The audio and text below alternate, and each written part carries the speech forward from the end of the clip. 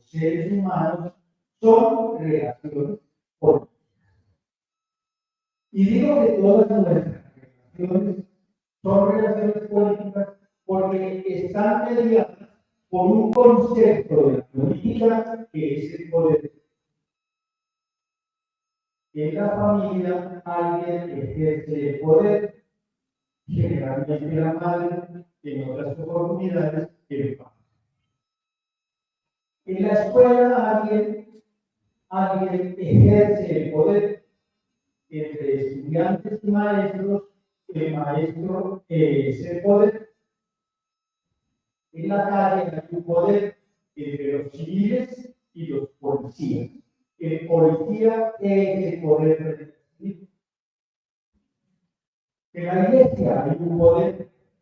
El cura tiene el poder sobre los feligreses y los feligreses.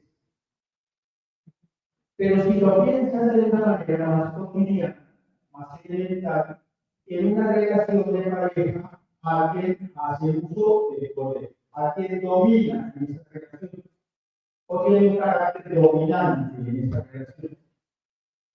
De manera que nuestras relaciones cotidianas, relaciones con seres humanos, todas, absolutamente todas, son relaciones políticas porque están mediadas por el poder.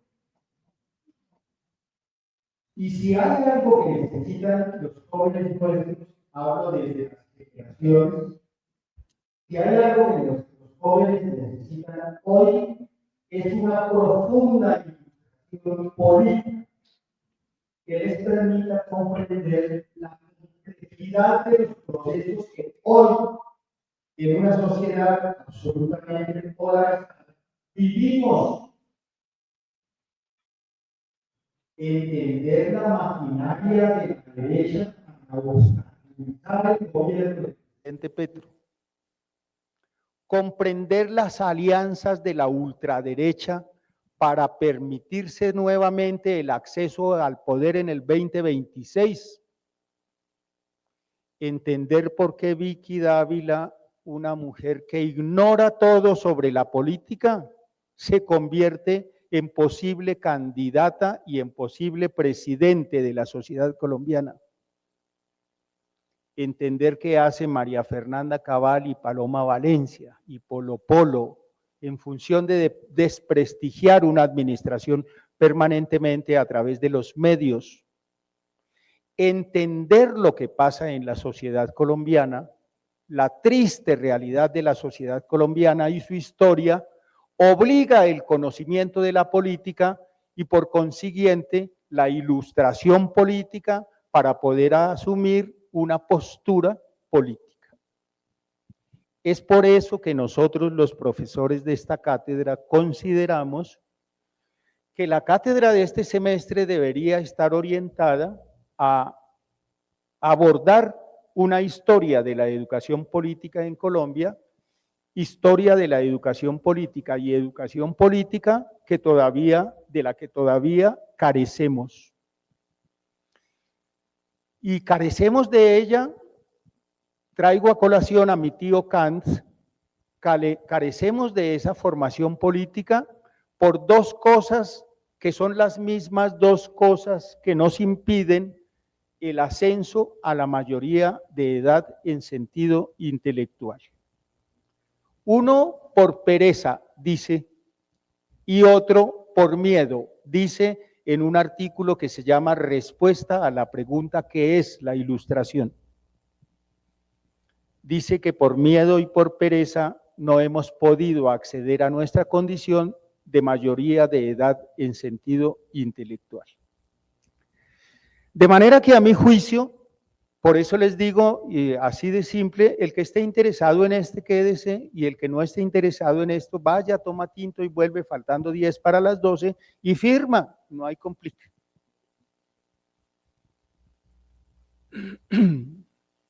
La primera categoría que aparece ahí es la historia. Yo soy un convencido de que sin la historia no podemos saber quiénes somos. Sin la historia no podemos tener nuestra identidad, porque lo que nosotros somos como seres humanos, como colectividad, como nación, se lo debemos a una ciencia muy seria que a nosotros no nos gusta, la que de alguna manera desprestigiamos o despreciamos, pero lo que somos como comunidad, como colectividad y como nación, se lo debemos a la historia.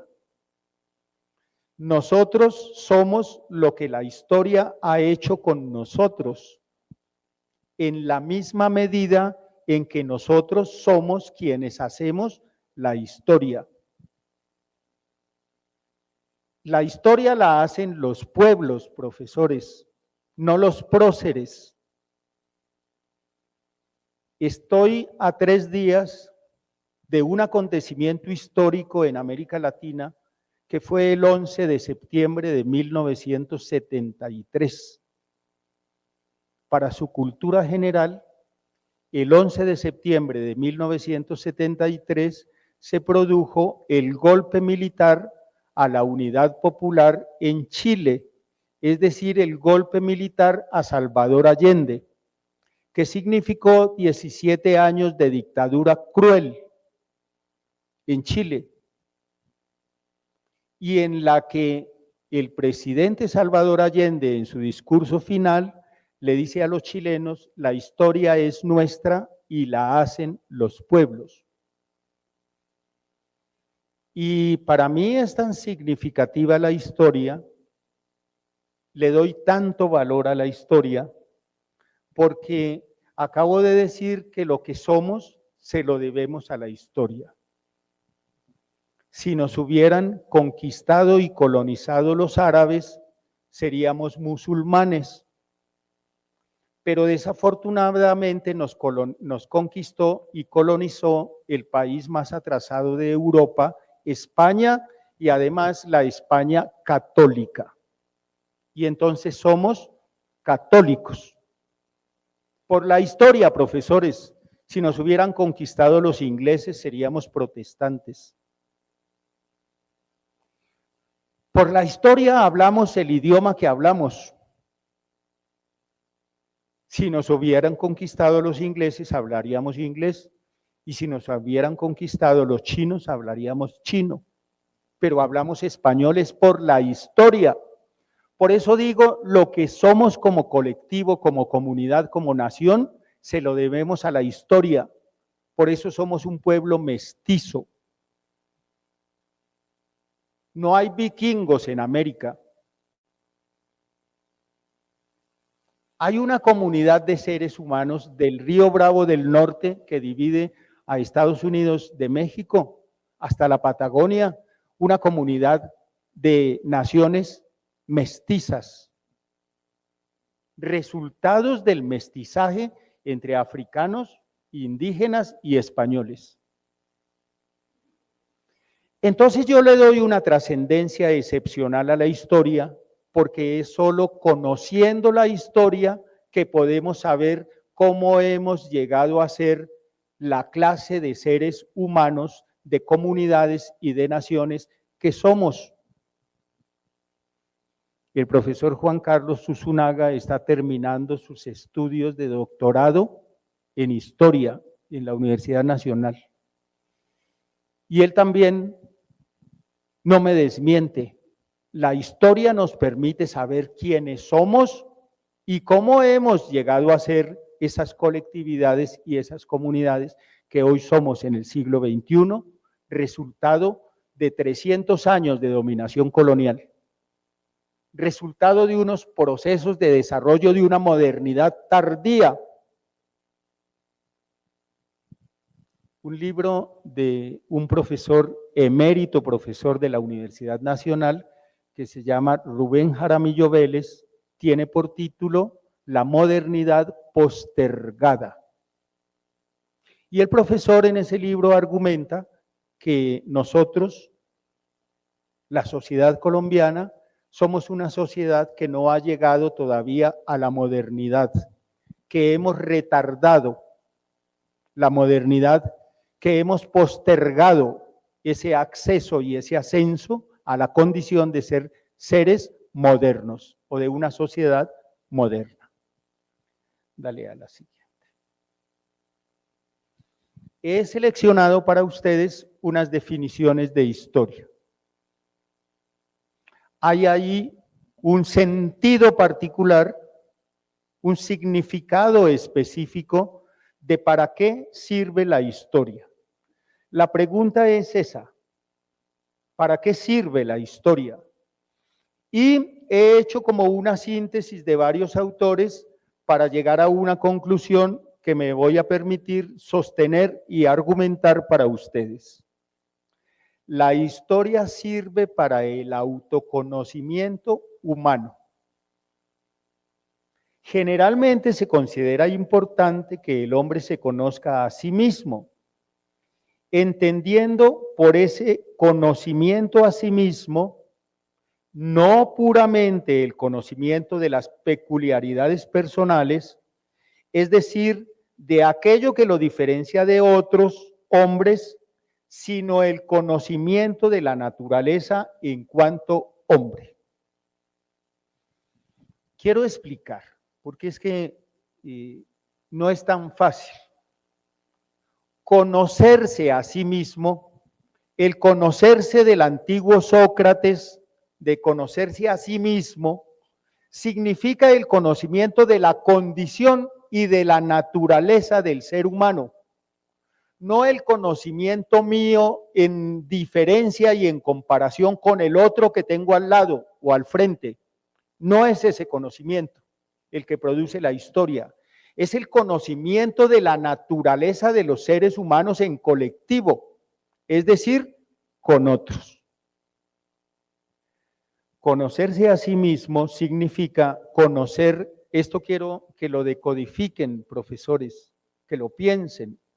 Conocerse a sí mismo significa conocer, primero, qué es ser hombre. En ese sentido no estoy excluyendo a las mujeres, estoy haciendo referencia al concepto genérico de la condición humana, el hombre, porque de pronto alguien me juzga. ¿Qué es ser hombre?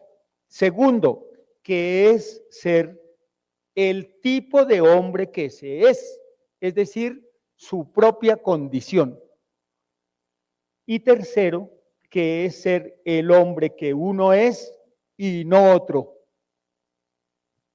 Ahí hay una reflexión seria de lo que somos, de la condición y de la naturaleza humana, que es lo que en mi condición de ser humano me permite ser quien soy o ha permitido definir mi esencia, la esencia de mi condición como humano. Conocerse a sí mismo significa conocer lo que se puede hacer. Aquí tienen que pararme muchas bolas porque entonces está ahí la definición de historia en serio. Conocerse a sí mismo significa conocer lo que se puede hacer. Y puesto que nadie puede saber lo que puede hacer hasta que lo intenta, la única pista para saber lo que puede hacer el hombre es averiguar lo que ha hecho. Por sus hechos los conoceréis, dice en alguna parte de la Biblia. Por sus hechos los conoceréis. Nos conocemos como colectivo, como comunidad, es por lo que hemos hecho. Y solamente sabiendo lo que somos capaces de hacer, solamente sabiendo lo que hemos hecho, es que podemos saber lo que somos capaces de hacer. De manera que el valor de la historia consiste en que nos enseña lo que el hombre ha hecho y en ese sentido lo que el hombre es. De ahí que yo le dé una importancia excepcional al conocimiento histórico. Dale. La segunda categoría, dije, son las instituciones. yo quiero hacer referencia a las instituciones porque me parece absolutamente necesario entender y comprender cuál es el papel de las instituciones en la vida política de las comunidades y en la vida política de la sociedad.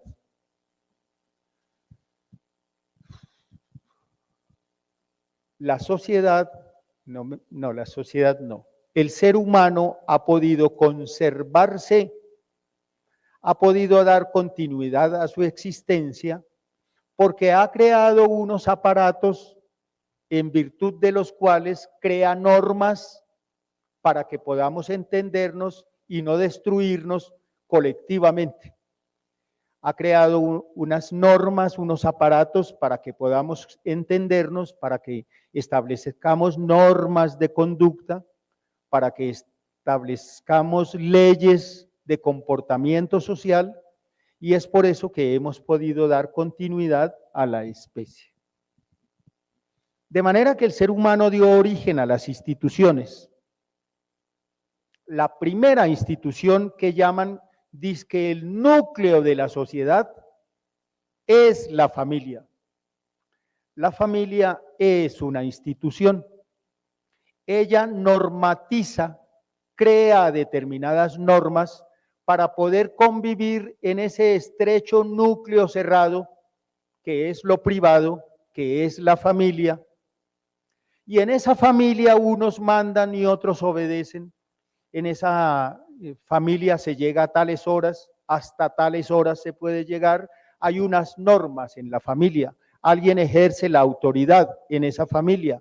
Alguien se ocupa de estas funciones y alguien de estas otras. La familia es la primera institución de una colectividad humana y por consiguiente de una sociedad. Pero así como crearon la familia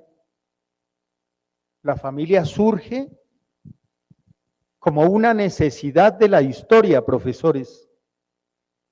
Ustedes no vayan a pensar que la familia monogámica en la que nosotros vivimos, la de papá, mamá, hijos, primos, nietos, abuelos y bisabuelos, no vayan a creer nunca, por favor, que esa es la familia que Dios creó y que por consiguiente es la única familia que ha existido. No, profesores, antes de la familia monogámica, que surge como resultado de la propiedad privada. Eso quiero que les quede absolutamente claro. La familia monogámica surge, nace, cuando existe la propiedad privada. De manera que ahora la que vive conmigo es mi mujer, la mía me pertenece. Y se hace objeto, cosa, como propiedad privada. Porque antes de la familia monogámica existió otro tipo de familia que se llama la familia sindiásmica. Escriban, profesores. Antes de la familia monogámica existió otro tipo de familia que se llamaba la familia sindiásmica. Y antes de esa familia en la historia existió otro tipo de familia que se llamó la familia Punalúa. Alguien que vaya buscando cada una de esas familias y luego conversamos sobre la familia. Y antes de la familia Punalúa existió otro tipo de familia en donde nos relacionábamos todos con todos. Existía la poligamia, la poliandría, el incesto, y esa forma de familia se llamó la familia consanguínea. De manera que para que les quede claro y en las preguntas no se vayan a equivocar, antes de la familia monogámica existieron tres formas de familia que son el resultado de la evolución natural de la familia para poder dar continuidad a la especie. Fuimos de la familia consanguínea a la familia punalúa, a la familia sindiásmica y a la familia monogámica. Un libro que se llama El origen de la familia, la propiedad privada y el Estado. ¿Cómo se llama el autor, profesor? El origen de la familia, la propiedad privada y el Estado. De Engels. Es que tenía un lapsus. Ese origen de la familia, la propiedad privada y el Estado les muestra a ustedes un proceso riguroso de cómo la familia evolucionó de la familia consanguínea a la familia punalúa, a la sindiásmica, a la monogámica, que no tiene más de 15.000 años de existencia. De manera que no vayan a creer que esta familia es la que Dios hizo de papá y mamá, Adán y Eva, y de ahí en adelante hemos sido siempre el mismo tipo de familia. ¿Alguien encontró la familia sindiásmica entre sus consultas en Google? Ayúdenme. Señor.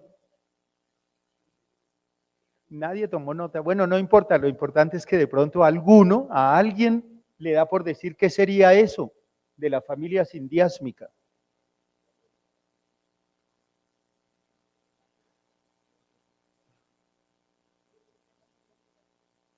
Dales ahí como, ¿lo tienes? Llévale el micrófono. Alguien interesado dijo, yo voy a averiguar a ver qué es esto. A ver, ¿qué es eso?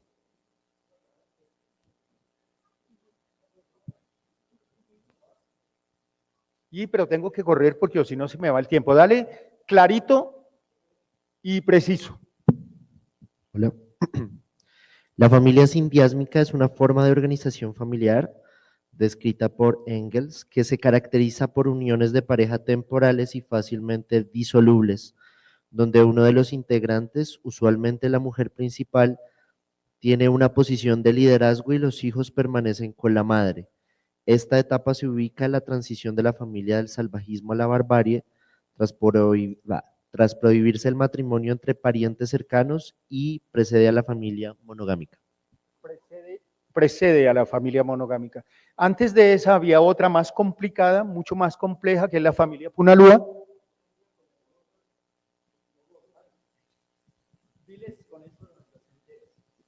Es que esto ojalá quisieran saber y el mundo se les invertiría.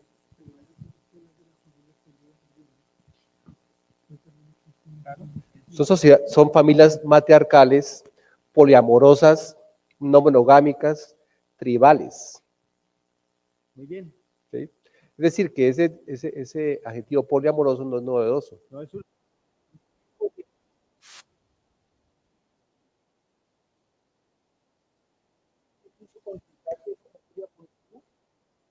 ¿En cuál está? Es que hay uno que suena mejor que otro. Bueno, yo no me voy a poner así, esto es para gente que quiera saber. Me enojé. Esa es una institución, que es la familia. Surge para crear determinadas formas de conducta, determinado tipo de funciones. Pero así como surge la familia, cuando la familia no les puede enseñar lo que necesitan para vivir en sociedad, entonces se fundó la iglesia, la escuela. Se crea la escuela como institución normativa. Y así como se crea la escuela, también se crea otra institución que es la iglesia. Y así como se crea la iglesia, se crean otro tipo de instituciones. El Estado es un intangible, pero es una institución. Las organizaciones deportivas, las organizaciones culturales, los comités cívicos, las juntas de acción comunal y la organización estudiantil son organizaciones, son instituciones. Son instituciones. Toda institución porta y hace ejercicio de un tipo de normas, establece un tipo de normas, un tipo de conductas. Esas normas y esas conductas expresan determinado tipo de ideas y por consiguiente tienen ellas determinada ideología. De manera que yo escribí, una institución es una organización establecida o fundada para desempeñar una función de interés público. Instituciones son tanto las principales agrupaciones que vertebran la vida social como cualquier otra organización o corporación pública o privada creada para desempeñar determinada labor económica, política, social, educativa, cultural, científica, deportiva, etcétera. El origen de la palabra, no se les olvide. La palabra institución viene de statuere, que significa estacionar o colocar, y sion, que significa acción. Acción de poner, de establecer determinado tipo de normas, de conductas o de ideas. Las instituciones políticas, esas son las que nos interesan, las políticas, porque el comité, la familia, es que por eso era la discusión contigo qué día. Las instituciones portan unas ideas, tienen una ideología, pero todas las instituciones de alguna manera tienen un carácter político.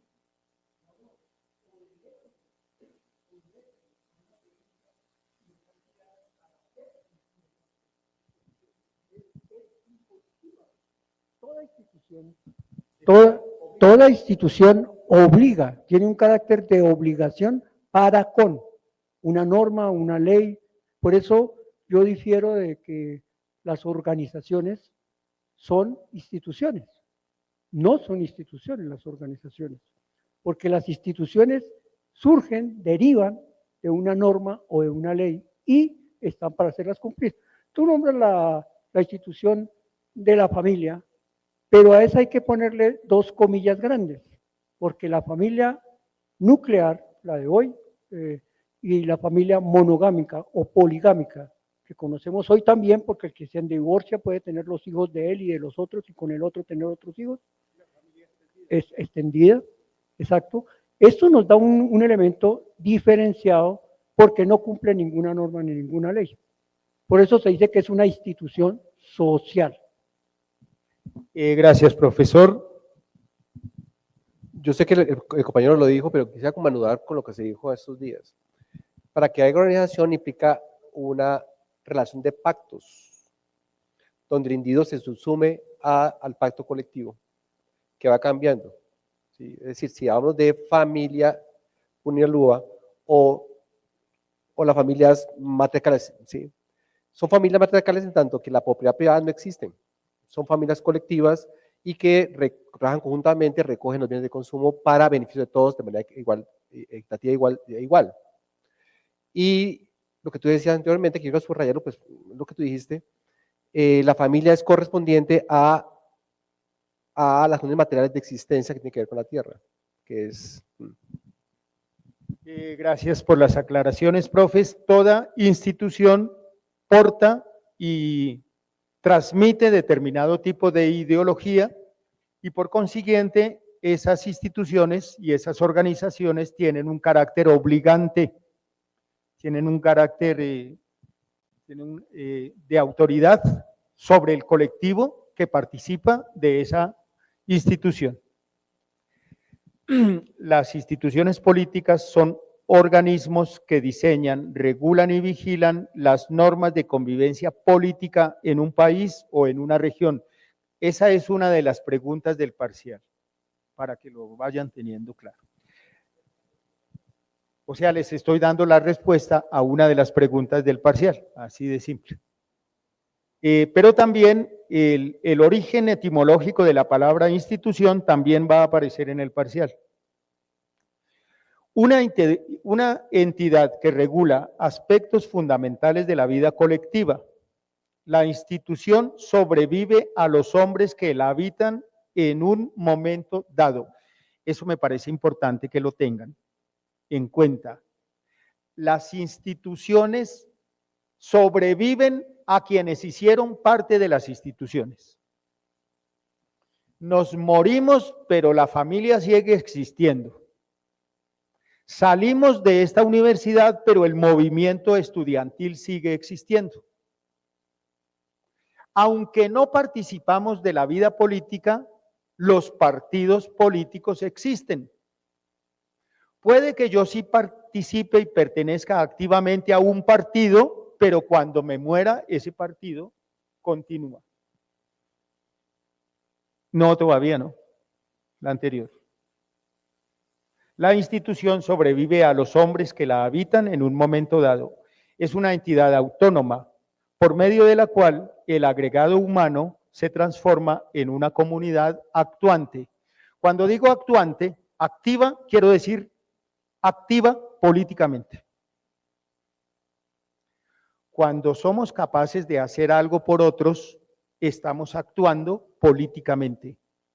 La política es el acto en virtud del cual yo hago algo no por mí, sino por otros. Por eso la educación es un acto político, porque desde ustedes como educadores están haciendo algo por otros. Y Paulo Freire lo dice absolutamente claro en un libro que se llama La educación como práctica de la libertad. La educación, además de ser un profundo acto de amor, es una acción política. Estamos abriendo la mente, la conciencia y el espíritu crítico de otros para desadaptarlos al sistema, para hacerlos peligrosos. La educación hace gente peligrosa, porque es gente que tiene un espíritu crítico, una conciencia crítica, una autonomía en el pensamiento y es capaz de dudar de lo que le dicen.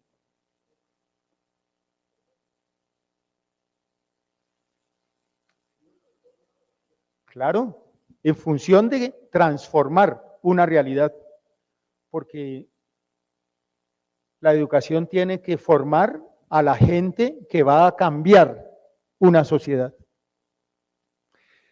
Eso también es de Paulo Freire. Dale a la siguiente, gracias. ¿Cuáles son objetivos de una institución? Esa es una pregunta que va a aparecer en el parcial. Los objetivos de las instituciones. El orden social y la justicia son uno de los fines que persiguen dichas instituciones en toda sociedad. Todo régimen político, sea democrático o autoritario, dictatorial, busca preservar el orden a través de las instituciones políticas. Toda institución, eso es lo que el profesor acaba de hacer referencia, a lo que acaba de hacer referencia el profesor Wilson. Toda institución tiene un carácter coercitivo. No obstante, su mecanismo de funcionamiento se modifica en cada sociedad. Según la UNESCO, en 1948, las instituciones políticas guardan relación con los aspectos de orientación y prosecución de la estabilidad social. Qué redundante me quedó eso. Y prosecución de la estabilidad social de la sociedad con el fin de preservar su evolución. No hay redundancia. Está bien. El nuevo constitucionalismo define a las instituciones políticas como el andamiaje jurídico-político en el cual se soporta la vida de un país. Estas, a su vez, están conformadas por un conjunto de normas y valores que son leyes del sistema político.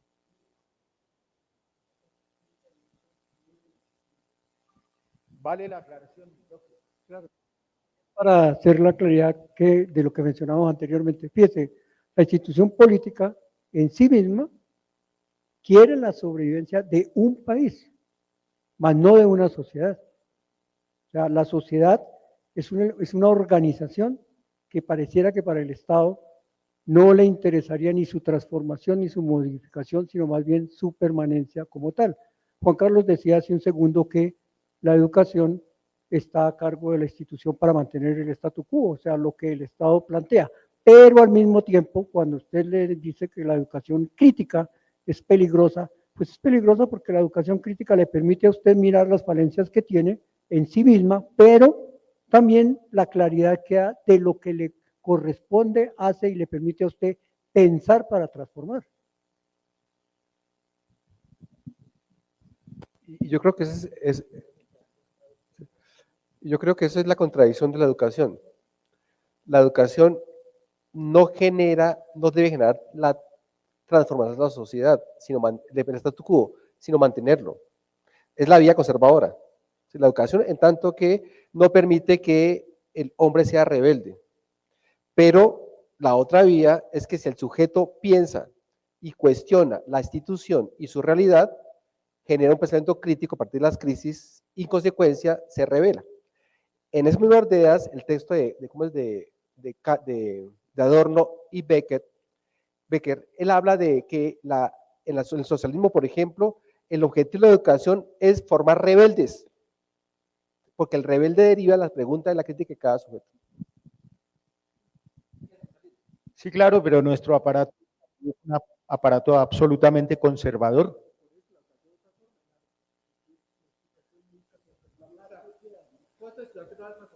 No, no van a transformar nada. Se van a transformar ellos. Y transformándose ellos es posible que cambie la sociedad. Pero así como están no van a cambiar nada, man. Nada, absolutamente.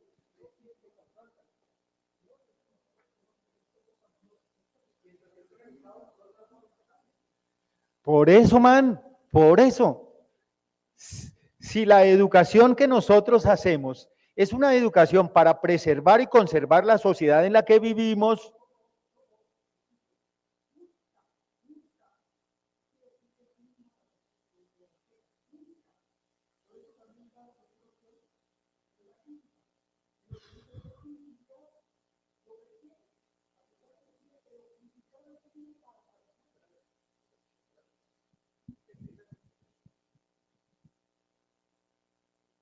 Perdón, doy disculpas por eso, porque te interrumpí en tu charla, pero es importante porque, digamos, la crítica no aparece de la nada. La crítica no aparece porque tuve un curso de pedagogía crítica.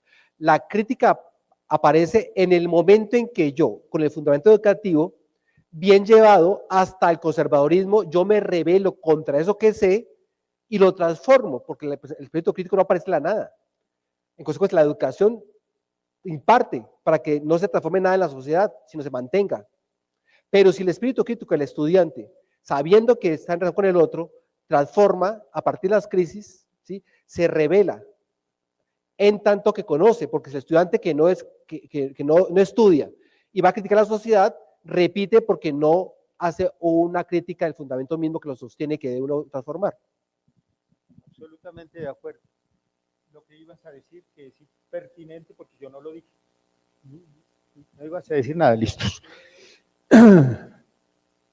Toda institución tiene un carácter coercitivo, de fuerza, obliga y de alguna manera esconde la violencia.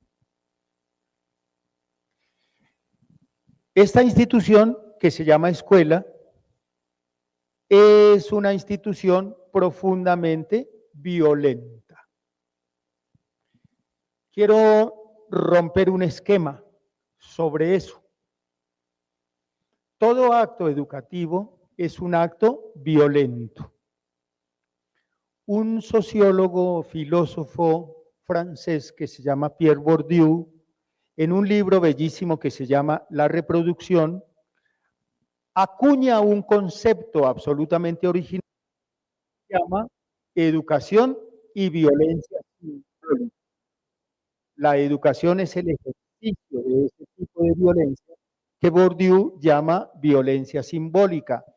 Ayúdame con qué es para Bourdieu, Pierre Bourdieu, violencia simbólica. Por favor, el que quiera ayudarme, busque en su celular y el primero que lo tenga me avisa. La educación es un acto violento, es un acto coercitivo, es de alguna manera romper los esquemas mentales y conceptuales que alguien tiene para decirle eso no es, señor, está equivocado. Es una manera de, el concepto que hay en el libro es una manera de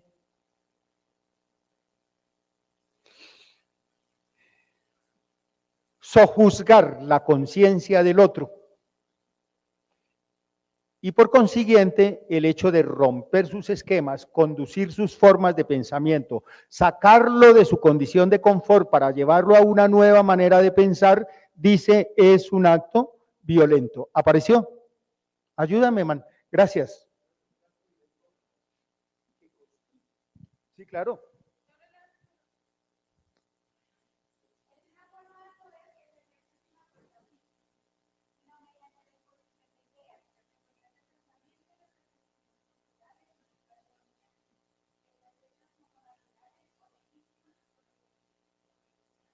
Muchísimas gracias. Me alegra que hay gente que tiene interés de saber, así sean 5, eso ya es producir algo, dejar algo.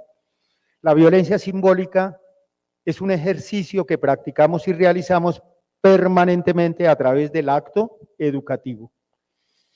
Esa violencia se ejerce sin el consentimiento del otro y ni siquiera con que el otro se llegue a percatar del acontecimiento. La aceptan casi que voluntariamente, en cuanto que el reconocimiento del poder y la autoridad del maestro. Dale a la siguiente. Esas son características de una institución política. Toda institución política permite la participación efectiva de los ciudadanos en ejercicio de su propia libertad de expresión. Todas las instituciones políticas permiten una información alternativa distinta a la que produce la institución política. Toda institución política permite la autonomía de los ciudadanos para asociarse o no a ese colectivo, y toda institución política permite la inclusión del ciudadano en el ejercicio de acciones políticas en la vida pública.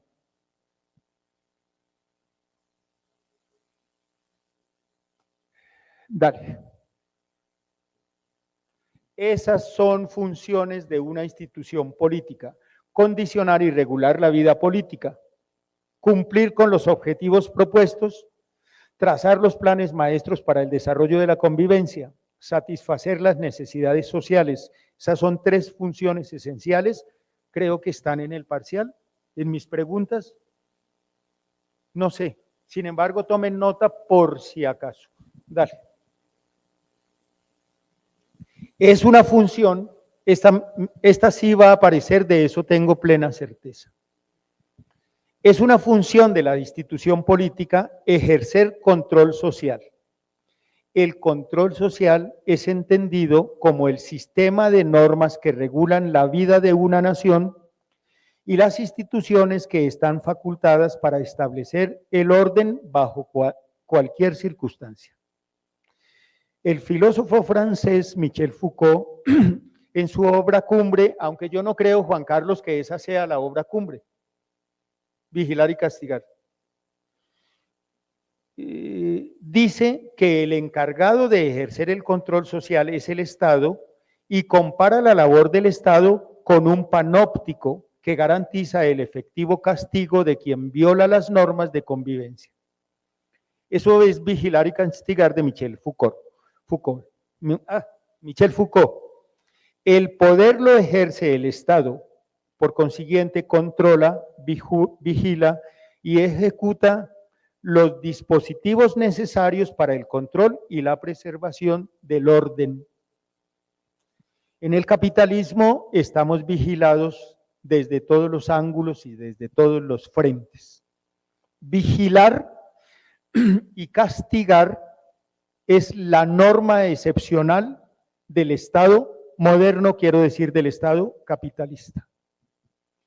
De lo que se trata es formar gente que todos sean iguales, procedan igual porque piensan igual, comporten igual, y el que llegue a no comportarse como todos los demás se comportan, tiene que ser castigado. El Estado ha creado los dispositivos necesarios para el castigo, lo ha normatizado todo, lo ha regularizado todo. Para toda falta frente al Estado hay su castigo. En el Código del Trabajo, en el Código Sustantivo del Trabajo, en el Código del Comercio, en el Código Laboral, todo absolutamente está normatizado para castigar al que infringe la norma. De eso se trata, vigilar y castigar. Dale. La tercera categoría que hay en el texto es la categoría de la política.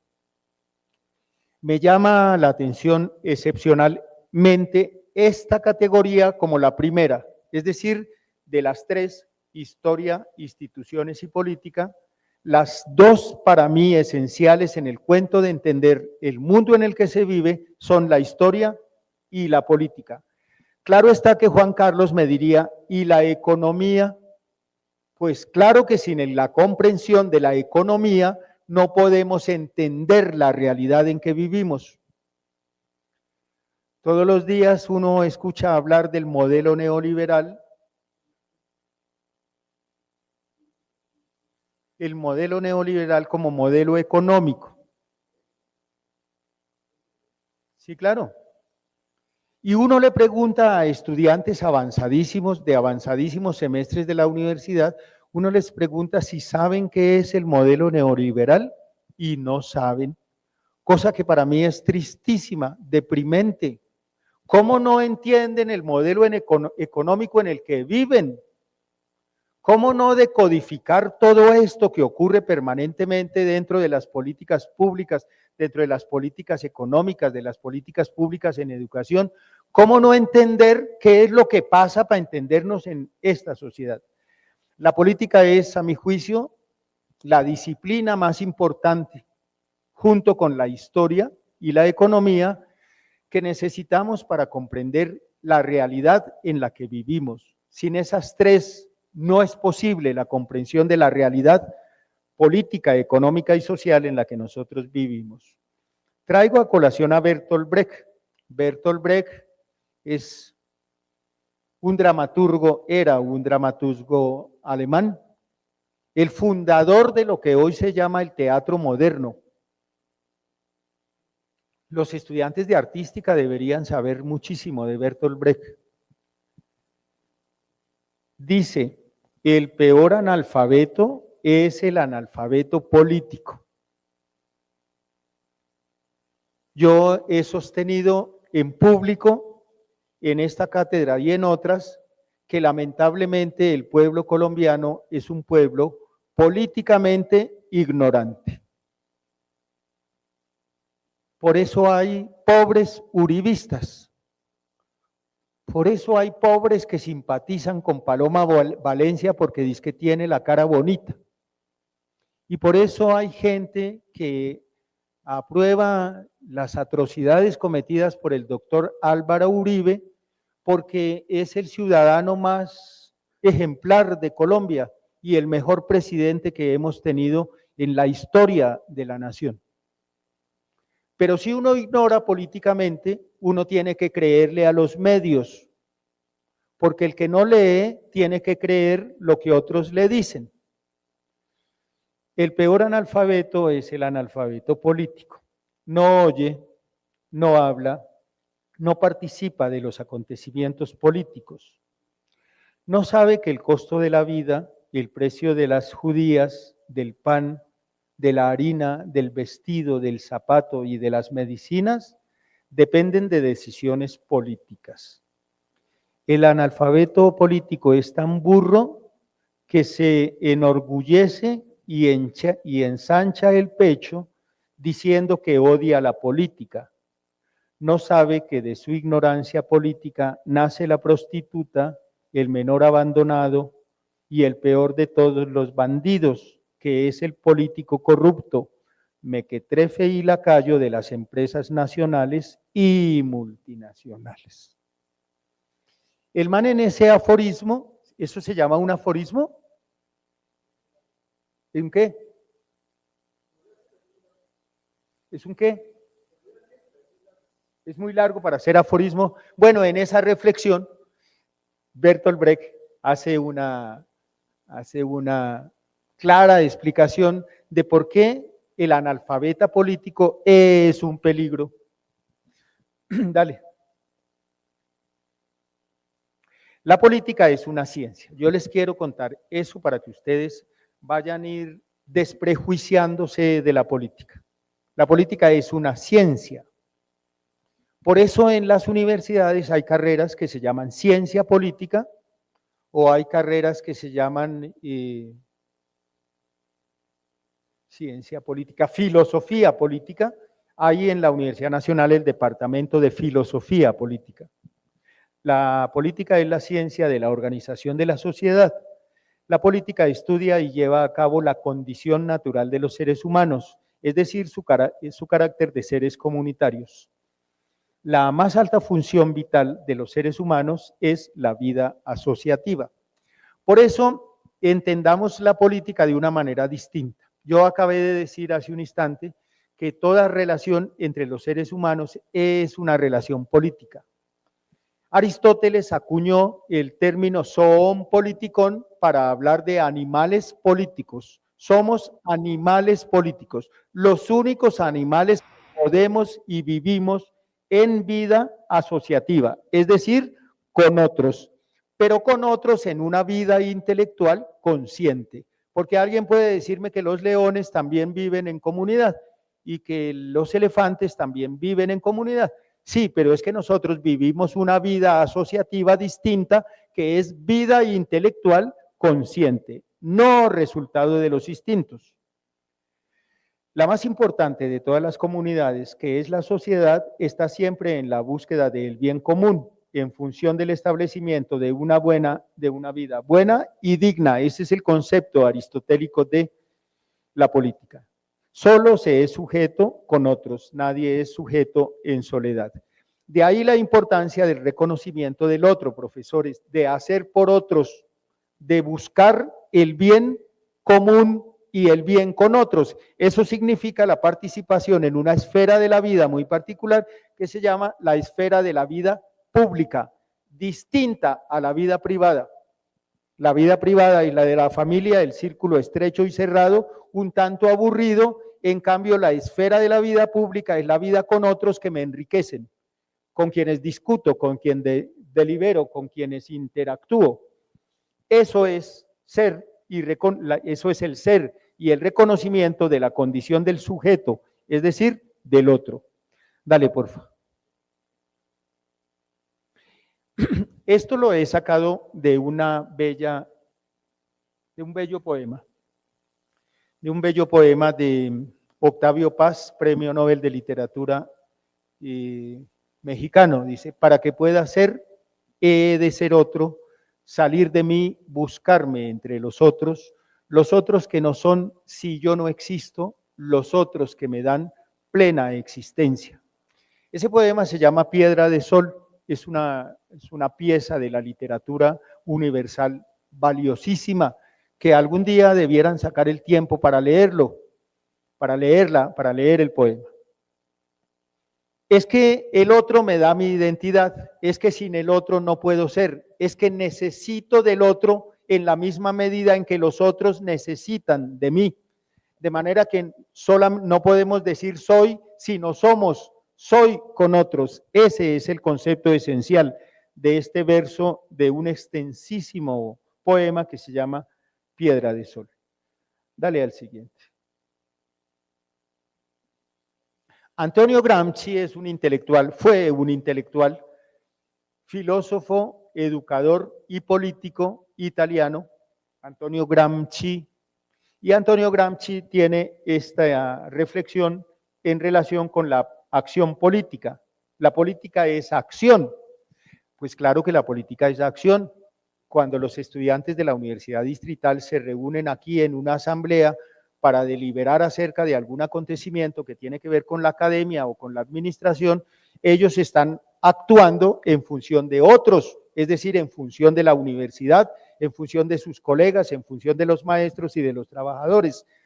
Una acción por otro, en función de otros, para una vida más digna, es una acción política. Dice Antonio Gramsci que odia a los indiferentes. Yo diría que también los odio, pero yo no odio los indiferentes, odio la indiferencia, no a los indiferentes. La indiferencia es odiosa, la apatía es odiosa, la abulia es odiosa. Gente que no quiere saber de nada, comprometerse en nada, tomar posturas frente a nada. Todos somos militantes de un movimiento que alguien llamó el importaculismo. Todo me importa eso. Pase lo que pase, yo vivo bien, yo soy feliz. Odio la indiferencia.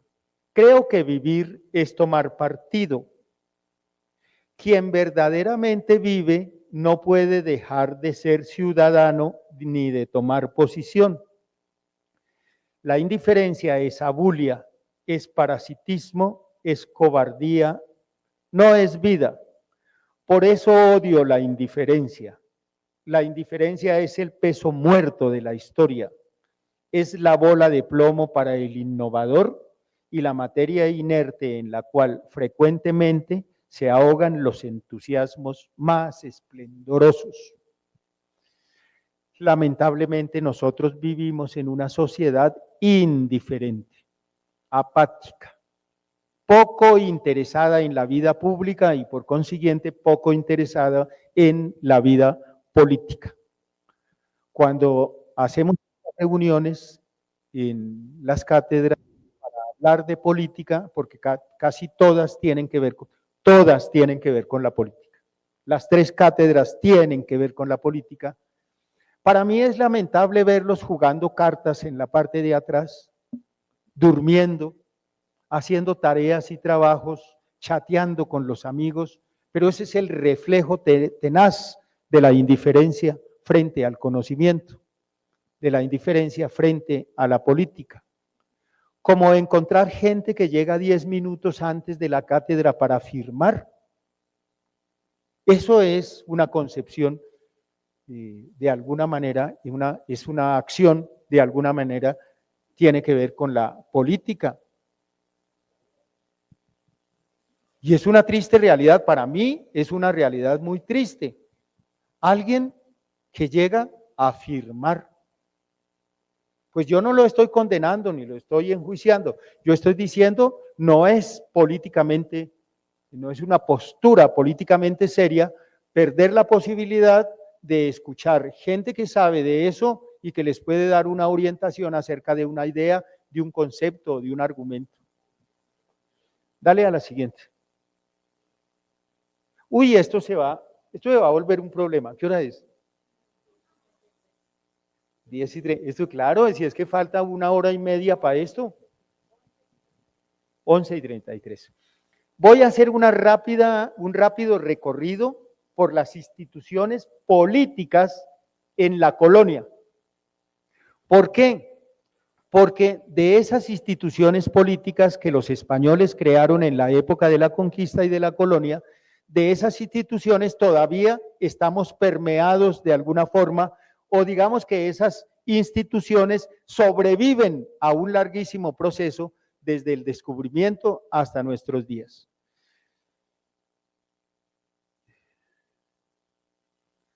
Las instituciones políticas en Colombia tienen su origen en el siglo XVI con el proceso de conquista y colonización por parte de la corona española. El sistema polisinodal lo formaban los consejos, que fueron órganos colegiados de la administración central española que tenían carácter consultivo, asesorando al rey en el ámbito de sus competencias. Así, el Consejo Supremo y Real de las Indias se crea durante el reinado de Carlos I en 1524. Entonces, párenme bolas a esto porque no les voy a leer diapositivas. Ahí está el Consejo de Indias o Real Consejo de Indias. ¿Cuáles son sus funciones? Eso es lo que a mí me interesa, que ustedes sepan cuáles eran funciones del Real Consejo de Indias como institución y cuáles funciones cumplían en el territorio, en los territorios de la América descubierta, entre comillas, que el concepto del descubrimiento me genera ya un conflicto. El Consejo de Indias tiene que ver con todo lo relativo al gobierno, la administración, la justicia, la guerra y la religión, considerándose siempre una instancia suprema. En materia de justicia, el Consejo actuará como Tribunal Supremo, tanto en lo civil como en lo criminal. El Consejo de Indias no tendrá ordenanzas hasta 1543, pero con motivo de la visita de Juan de Obando en el 571 son promulgadas unas nuevas leyes. La mayor parte de esta normativa queda plasmada más tarde en la recopilación de leyes de los reinos de Indias en 1680 y será ampliada en el nuevo Código de Leyes de Indias en 1792. Dale al siguiente. La otra institución se llama la Casa de Contratación de Sevilla. Esa fue creada en 1503 y tiene como objetivo principal la regulación del comercio y la navegación entre España y América, dotar a los pilotos de los instrumentos y formación adecuada y recoger de los mismos toda la información sobre las tierras que iban descubriendo, la que posteriormente se plasmó en cartas geográficas. Esa institución se llama la Casa de Contratación de Sevilla y tiene que ver con el comercio y la navegación entre España y América. Dale. Virreinato, Capitanía General y Audiencia. Tómenle una foto a eso porque eso va a aparecer en el parcial. ¿Sí ven cómo soy de buena gente? Esas tres van a aparecer.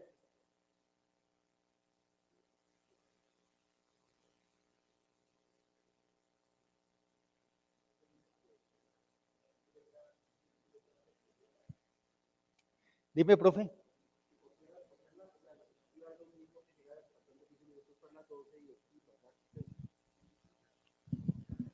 Que copiar las diapositivas es lo mismo que venir 15 minutos antes de las 12 para firmar asistencia, es lo mismo.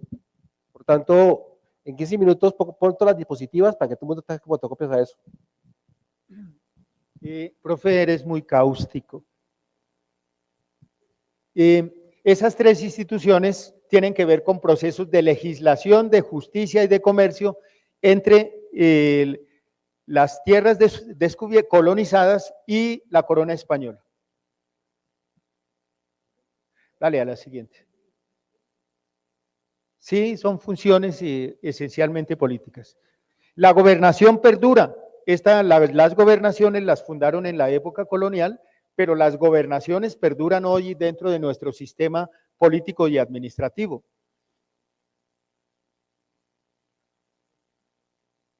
Dale a la siguiente. La Constitución es una institución política.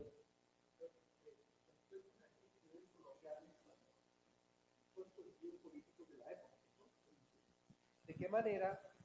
Es para agilizar. Yo le pregunto a Fernando que si él expone las instituciones coloniales, le pregunto, primero afirmo, son instituciones, dispositivos políticos de la colonia en relación con el poder del rey.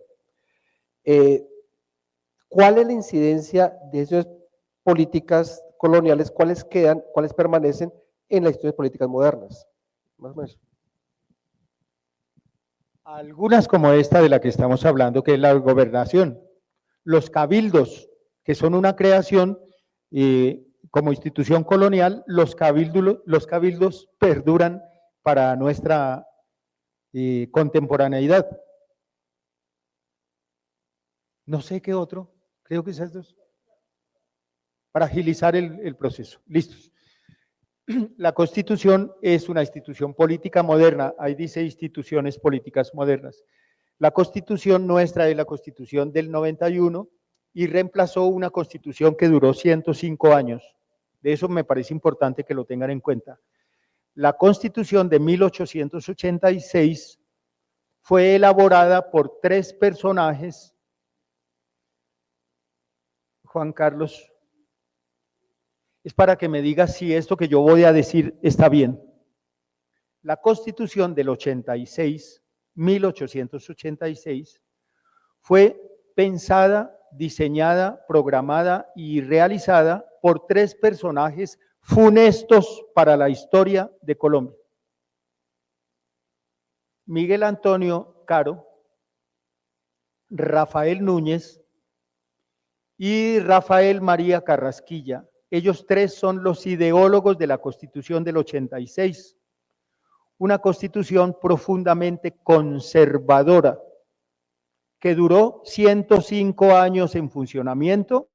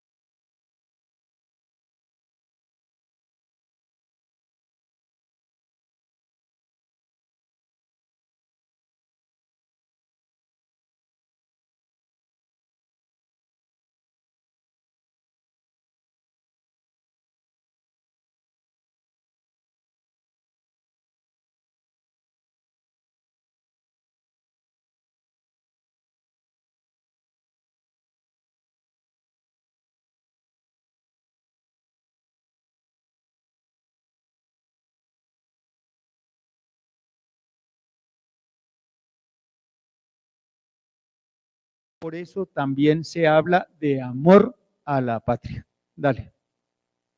Esta es una noción de patria que hay en el Quijote que me gusta muchísimo, porque si ustedes supieran lo que hay en el Quijote, quedarían verdaderamente asombrados. Abre los ojos, deseada patria, vuelve Sancho a su lugar de origen después de haber sido derrotado por el mundo, y la frase es realmente de Sancho. Abre los ojos, deseada patria, y mira que vuelve a ti Sancho Panza, tu hijo, si no muy rico, muy bien azotado. Abre los brazos y recibe también tu hijo Don Quijote, que si viene vencido de los brazos ajenos, viene vencedor de sí mismo, que según él me ha dicho, es el mayor vencimiento que desearse puede. Me encanta esa definición de patria. Dale gracias. Otra vez para terminar, instrúyanse porque tendremos necesidad de toda vuestra inteligencia. Agítense porque tendremos necesidad de todo vuestro entusiasmo. Organícense porque tendremos necesidad de toda vuestra fuerza. Eso es un llamado de Antonio Gramsci a la acción y a la organización política. Dale. Esto lo saqué yo de esos libros. Bueno, yo no, qué ambicioso y qué orgulloso y qué petulante. Eso lo saqué yo después de haber hecho lectura de pedacitos de esos libros.